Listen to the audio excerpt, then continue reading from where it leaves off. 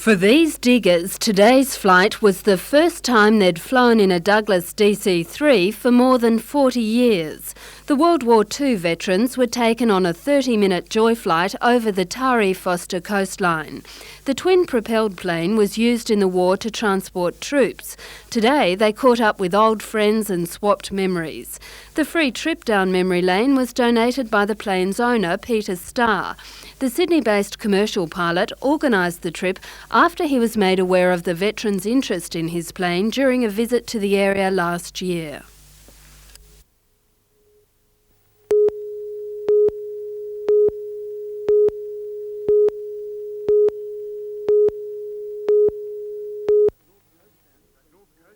North coastbound traffic pouring off the F3 freeway started banking up west of Newcastle early this morning. Police reported bumper-to-bumper conditions through to Black Hill and Lennigans Drive and its connection to John Renshaw Drive and the New England Highway. Many motorists took the opportunity to cool off at a new driver arriver stop at Lennigans Drive before tackling the Pacific Highway and more lengthy delays. We're experiencing delays at the end of the F3, on the approach to Raymond Terrace and on the approach to Karua. Indeed, it's taking motorists as long as 2.5 hours to travel the 40 kilometres from Hexham to Karua. Traffic continued to build during the day, suggesting many had opted for a later start. If anything, traffic's intensifying, and certainly motorists can expect lengthy delays right throughout the day. We've had 10 crashes, 5 people injured. One of those crashes involved a drink driver who allegedly returned a reading of .235. Police have noted an alarming trend in the number of people caught driving with high blood alcohol levels and have booked more than 1,000 motorists for speeding. Police say a motorcyclist and his pillion passenger were pulled up on the F3 this morning after travelling at a speed of 180 kilometres an hour.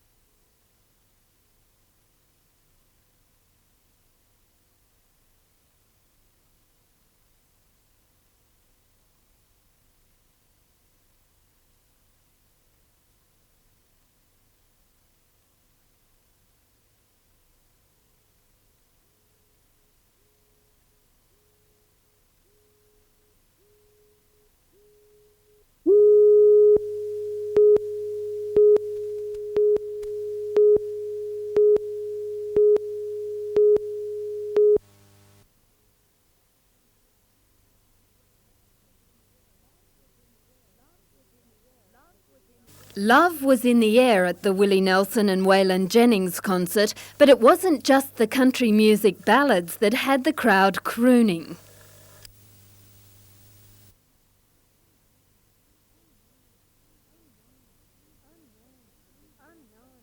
Unknown to his girlfriend, Tony Keane had asked singer Waylon Jennings to propose to her on his behalf during the concert.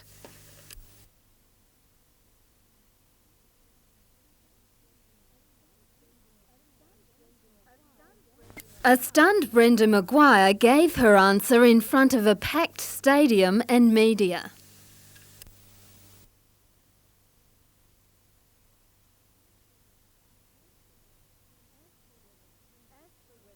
As for whether Tony was worried she might say no, yes, I was a bit worried.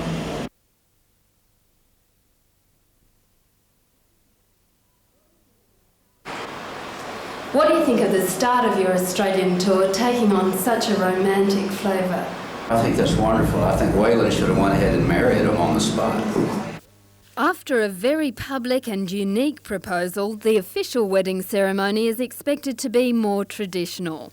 Jane Anderson, NBN News.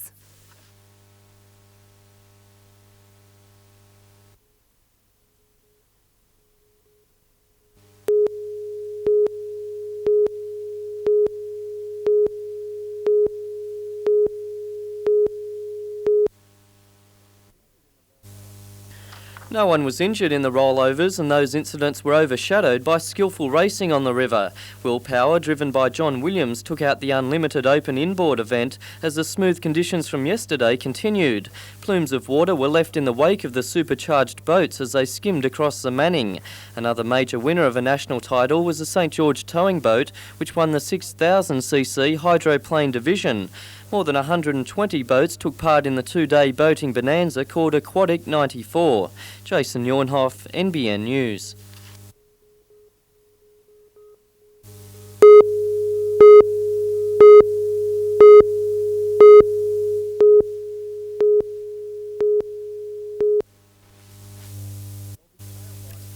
The nail-biting final began at a rapid pace and did not let up throughout the game. It's the first year the pre-season challenge has been held for the Group 3 competition, and it is likely to return again next year.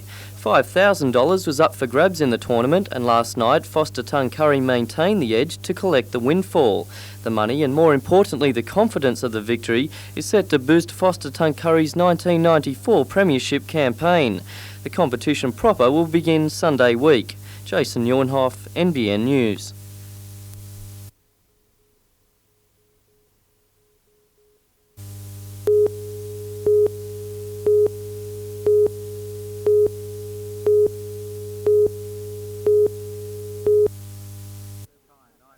The entire night side threw everything they had at Manly in the dying minutes to try and reverse a 13-10 deficit.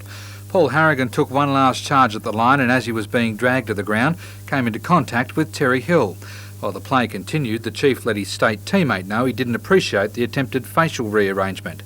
Hill kept taunting his much larger opponent until finally Harrigan let one go. However, the punches from both of them would have been lucky to put a hair out of place on the Easter Bunny's head. Harrigan was so physically exhausted he couldn't have blown a candle out. At the end of the game, as you can see, I couldn't even throw a punch, and that whole thing there at the end was pretty embarrassing. But Harrigan said the disappointment of losing such a close game took its toll. It was only going to be a matter of time before one of us, done something like that, and there's no harm said, and no harm done, I should say. And it's just one of those things. But it would have been much better if the game finished, all free without the arguments. And although representative selectors saw the incident, Harrigan believes his performance may have actually enhanced his prospects. Personally, I'm happy with the way things are going, and I think yesterday did no damage at all.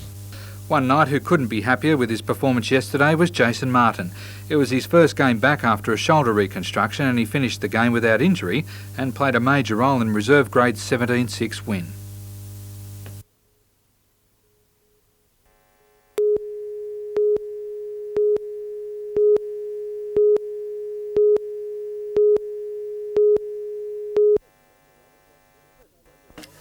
"31-year-old Rod Grant started to walk along Hennell Street of a morning to get fit, but it quickly turned into a one-man mission to rid the roadside of used syringes.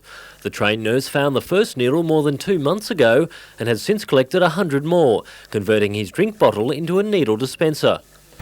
Rod's biggest fear is that one day he may not take that walk, or he may miss a syringe, resulting in somebody being pricked by a contaminated needle. Mr. Grant says only last week he caught a group of children playing with a syringe that he had spotted earlier in the day, but had decided to leave until the second leg of his walk. On the way back, I found 2 little children playing with the syringes, and it scared me, thinking one day I don't go for a walk and this will happen and some will die for the result of negligence. But Mr. Grant says it shouldn't be his responsibility to rid the road of dangerous needles. He's called on Newcastle Council to provide more dispensers to back up the existing syringe bins and the needle exchange program. If people can't be responsible, we should be more responsible of a part of the community, have more dispensers in public toilets and things like that. Richard O'Leary, NBN News.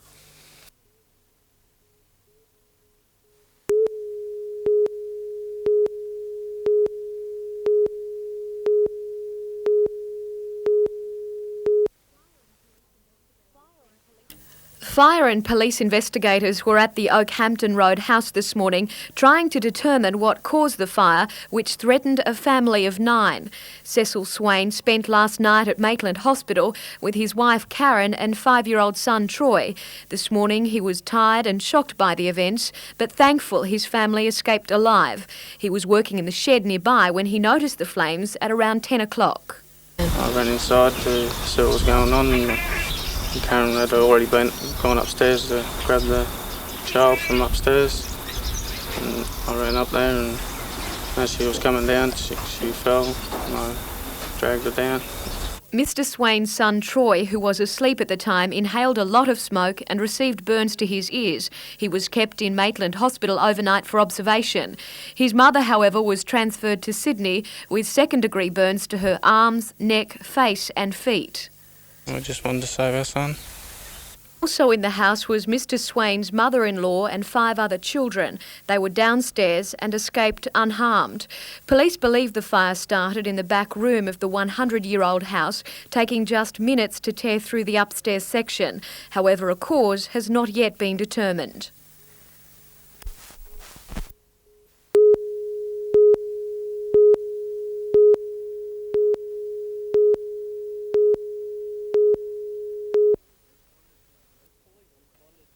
Police responded to an emergency call at 10 this morning about a boat that was in trouble at the popular diving spot known as the Pinnacles. The overturned dive boat, all the divers had been retrieved and accounted for, so there's no problems that way.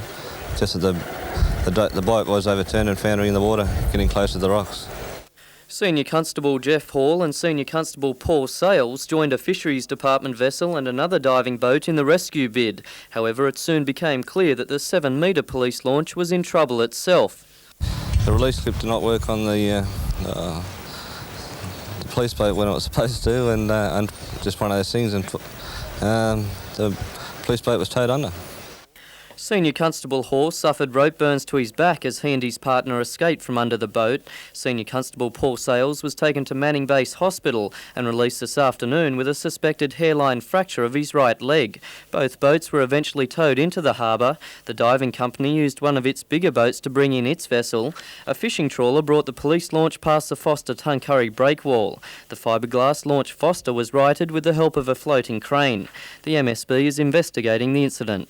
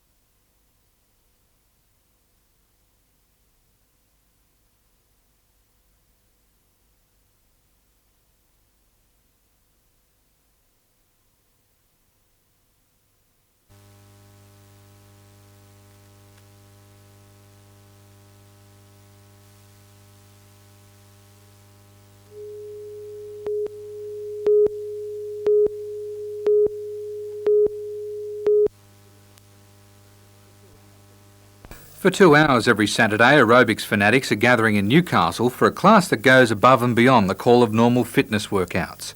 Vivian Lattimore, current Australian medalist, and Tracy Willis, a 2-time national champion and world title competitor, are passing on their knowledge to young up-and-comers. Not many people know a lot about competitive aerobics or behind the scenes or what actually happens. So we find that telling them little stories along the way helps them. And the pair don't exactly pull any punches when they spot a problem.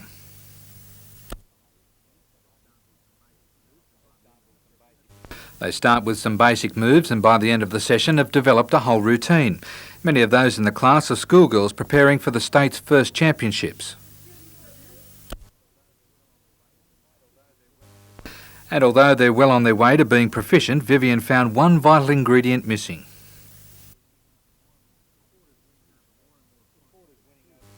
The sport is winning over more and more sponsors each year, not to mention the competition between clothing and shoe manufacturers to sign up potential stars. A medal win at state or national level can now almost directly be turned into dollars. So a pointed toe or a nice smile could mean the difference between a hobby or a career. That's what a lot of people don't know about, is those finishing touches and the small things, and that's why we've started Winners, to help people out with any area of competitive aerobics they're not sure about or they want to learn more about.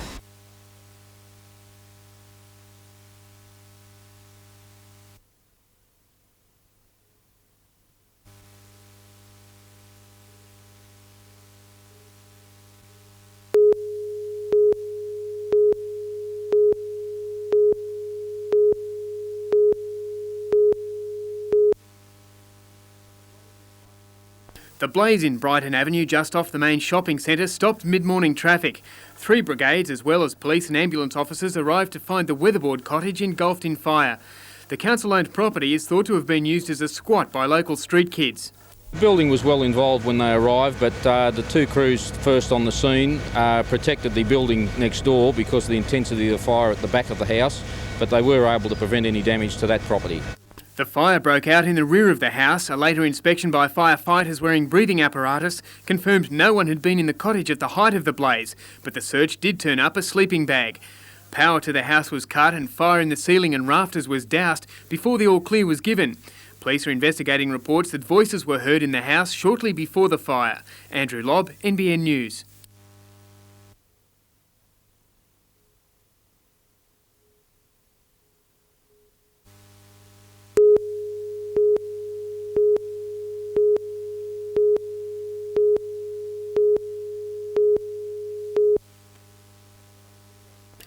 At the moment, John Sutton will be the only councillor to benefit if the childcare expense is accepted, as he is the only one with a young child. He believes the proposal will encourage more people to become involved in local government. At the moment, councils still tend to be dominated traditionally by older, more well-off males, and this will allow people who perhaps don't have the resources, who are younger, and who, preferably I hope that we get some women involved in local government. There is a provision in the proposal for Lord Mayor John McNaughton to continue to be paid for first-class air travel, while the other councillors fly economy. You yourself to travel first class and the other councillors economy class, do you think that's elitist at all? No, I don't think so. It's been the policy for the council for many years, as I understand it, and it's a bit difficult for me being in the position to comment on it, but that's the decision of council. Changes in the fees paid to local councillors are also imminent. They currently receive $3,000 a year, but the Local Government Association has recommended to the Remuneration Tribunal that Newcastle councillors be paid up to $25,000 a year. I was thinking that it would probably be more in the vicinity of around about $10,000 a year, which I think would go some way to covering the actual cost of being a councillor. The $3,000 is clearly inadequate for that. Jason Neuenhoff, NBN News.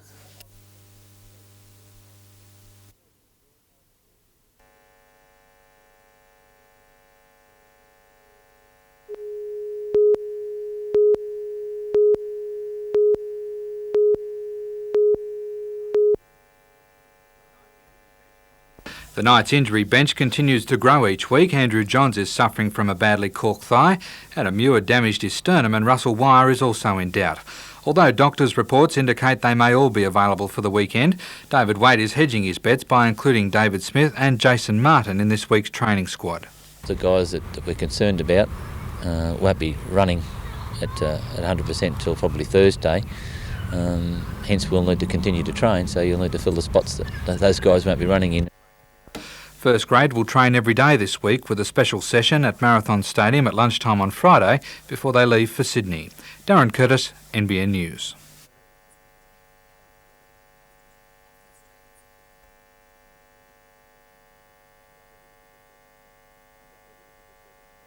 Under fairly difficult circumstances on Sunday, and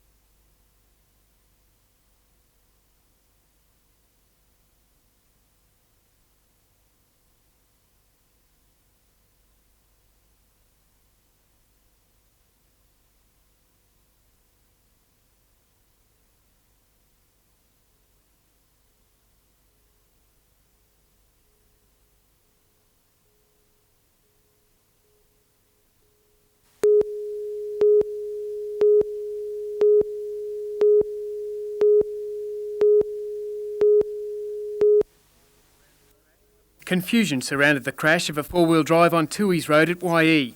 The 18-year-old driver from YE was dead in the wreck. A 17-year-old passenger with head injuries told rescuers there'd been a third person in the vehicle. A search involving tracker dogs was made in bushland around the crash but later abandoned. The four-wheel drive skidded out of control on the gravel and flipped, hitting a tree as it rolled. A door handle was embedded in the tree trunk. The dead man's name has not yet been released. The passenger was taken to Wyong Hospital in a serious condition. Andrew Lobb, NBN News.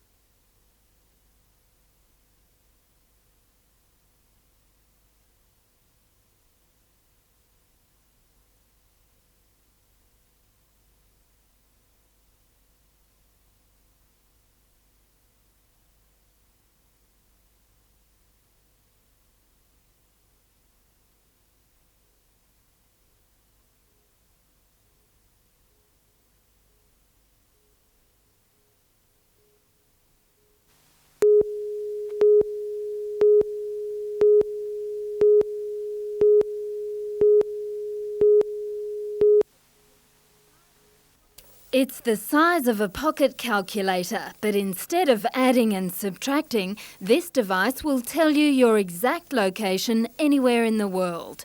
It gives the latitude, longitude and height above sea level. Originally, the Global Positioning System, as it's known, was developed by the United States military for use during the Gulf War. The US Department of Defence, they actually put the satellites up that these read the signals from.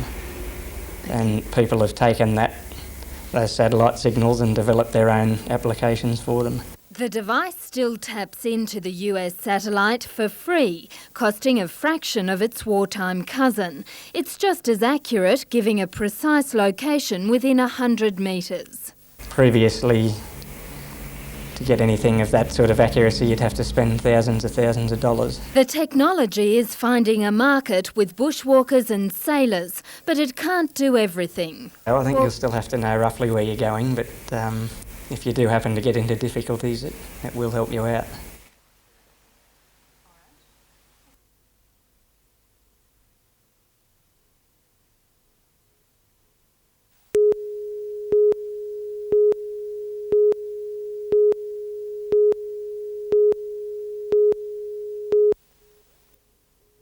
Earlier this week, Rod Grant told NBN he'd found dozens of needles along Hannell Street in the city.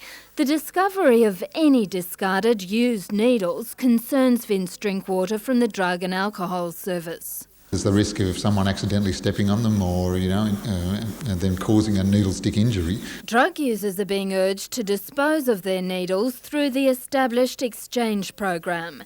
There are incentive programs where if they bring back their fit packs to the pharmacist to dispense them, they get a new pack for free. Vince says the needle exchange program is being decentralised. There are some specially designed bins in the city. There are also about 50 chemists throughout the Hunter where needles can be taken. We're actively seeking more locations across the Hunter now through hospitals and a number of other locations.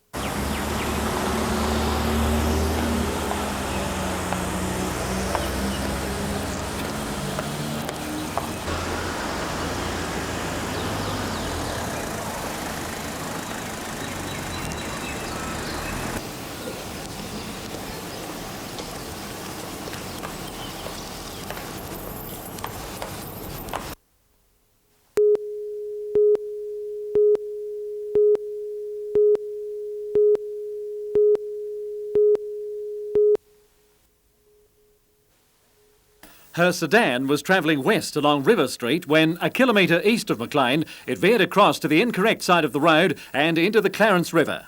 Witnesses rushed to the spot and pulled a man, George Squires, also of Kempsey, from the vehicle as it sank in the deep water. They were unable to help the driver. Her body was recovered 4 hours later when a crane was called in to pull the car from the river.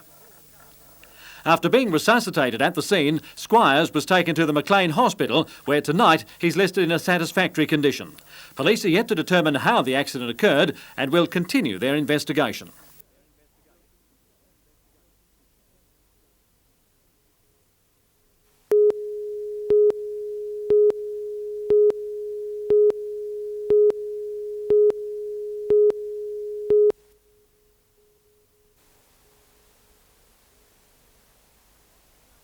The Falcons lined up for a full-team training session at the Entertainment Centre in preparation for Saturday's season opener against the Adelaide Super Sixers. While on-court skill is a priority, assistant coach Dave Ankeny was keeping tabs on the players' fitness levels. Instead of 20-40, you're going to do 15-30. Last season, the Falcons won one of their two encounters with Adelaide and both sides made the playoffs, so this weekend's clash is expected to be an intense one. But during the off-season, Falcons coach Tom Wiseman added a number of new faces, including former NBL Most Valuable player Derek Rucker. For the Adelaide game, only 6 of last year's squad will be on the bench. We're going to be one of the bigger teams in the league, and starting with Paul Kuiper at the 5 spot, Grant Kruger in the 4 spot, and Terry in the 3 spot gives us 6'10", 6'7", 6'9" across the front line. We've got a new look half-court offense that we've put in with Terry Dozier playing the 3 spot, so that gives us a bigger team. That height factor, Wiseman believes, will strengthen the Falcons' performance under the basket. Last year we didn't rebound as well as we thought we should have, and we've done a lot of work on that, and Paul Simpson has been a real plus in that department also. While Wiseman is happy with most of the team's preparation, he's concerned about captain Terry Dozier, who's had an extended layoff after minor knee surgery. But the big man says he'll meet the challenge. I'll be back at my best. These guys have done a great job covering for me while I was out, and they've been very patient with me, and now I'm starting to come to form. Catherine Lamont, NBN News.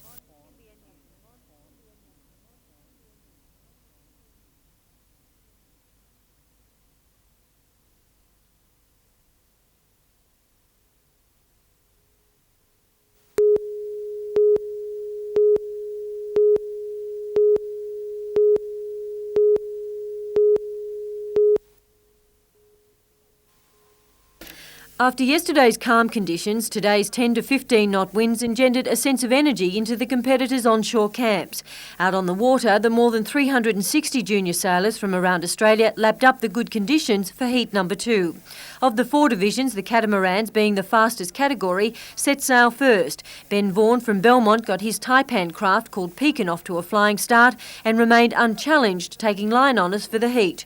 In the same division, Maitland Stewart Bauer in the pink-sailed Nacra won the handicap. In Division 1, a battle of David and Goliath proportions was raging between the fleet's biggest yacht Race, captained by Bryce Johnson from Newcastle, and the smallest vessel called Belter Bunny.